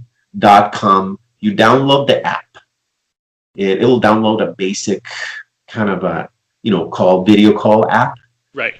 Put the code VAZCARE. That's VAZCARE. VAZCARE. Vaz from Vasquez and care from care. Mm-hmm. You enter the waiting room and you'll see the prices. They range anywhere from $15 to $50 for like a big 45-minute consult with multiple conditions. So if you have a sinus infection, if you have a rat, and you're like, well, doctor, I'm seeing you through a phone. You can't really treat me. Yes, you get a rash, acne, allergies, a sore throat, arthritis pain. Mm-hmm. Those simple things, you can take care of that. You can knock it out from your home. You don't have to waste gasoline. You don't have to lose a day of work. You can go in your break. You can in your break. Oh shoot! Let me call Dr. Vazquez. I hurt my hand. I see what I can do. And you can get that knowledge right there. Boom, boom, boom. Okay, let me get you some meloxicam for your arthritis. Boom. It's sent. Go pick it up at Rawlings. Boom. And you're done. Wow. Yeah, cash pay. $20. Wow. You get that with me right now in service. And I'm licensed in Iowa and Florida. So people in Iowa and Florida, I'm working on other states to be licensed. But you can get that. It's $20, $25. If you want a bigger console, or, you could, Sunday at 7 p.m. There's no doctors open. Nope. But you can reach me. You can oh shit, my diabetes medication, I need a refill. Right. I reach my doctor. What do? You contact. It's direct pay right there. If you can't afford it, you can message me through the app and say, hey man, I can afford $10. And I'm there to help. I became a physician not to be a millionaire. I became a physician to help. So if I can do it, yeah, and I know other doctors can do it the same. So reach out, speak to your doctors. Sure. That is healthcare. No, what politicians?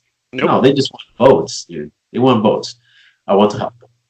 What? Plug the name again of your app. It's VC. It's VC. VC. And we go. It's on Android market and it's on the iPhone market too. So it's VC. It's VSEE clinic. So the app will download like that, and then you go. The room code is VAZCARE, VAZCARE. Boom, VAZCARE. Remember, yes. Plug all your social media. Where can we find you, brother? And you can get me on Twitter, and my Twitter following is growing like crazy. I'm almost up to 100 followers on Twitter. I got 1,021 in IG, a couple thousand in Facebook. So it's crazy. I have a whole bunch of companies following me. Tony Ferguson followed me recently. The champ, and he's other big fighters are following me as well. So it's crazy. And Twitter, it's at Dr. Yared, Dryared. Instagram is Octagon Doctor. Everywhere else, it's Octagon Doctor as well. You can see my avatars are usually my cartoon, the cartoon of my face, because it looks prettier like that. It is easier on the eyes. Easier, you know. It attracts more people. So yeah, and I'm available and I'm super reachable. I want people to check me out. I was on Sam Tripoli's podcast, Tinfoil Hat podcast. It was an amazing episode. It's one of the biggest podcasts, you know, from that same universe that the Joe Rogan podcast lives in. True. Yeah, check it out. I'll post it in my page. My episode, we talk a lot about healthcare too. So I think if people like this that we talk about, they're like that too. So you drop that in there. And besides, it's one of my favorite comedians, and I got to be on this podcast, which is, for me, was a bucket list. So super pumped about that. Perfect. Well, brother, you're an OG. Thank you so much for being here. You know how it is. I'll be a recurrent.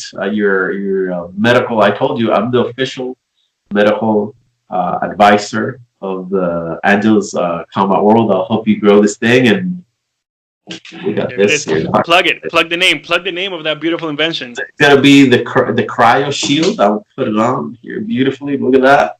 Right quick. Boom. Look at that. Took 2.5 seconds. 2.5 seconds. And it looks way prettier than a Ziploc bag, ladies and gentlemen. What are you doing with your fighters? For sure. So yeah. So you'll see it. You'll see it more, and it's gonna be sponsoring. Once it picks up, it'll be sponsoring Angels Combat World. You heard it. I mean it. I'm a man of my word, so we'll keep on it. Yes, sir. Yes, sir. Thank you so much, brother. You know we love you. You're awesome. Keep doing what you're doing, and I'll see you back here.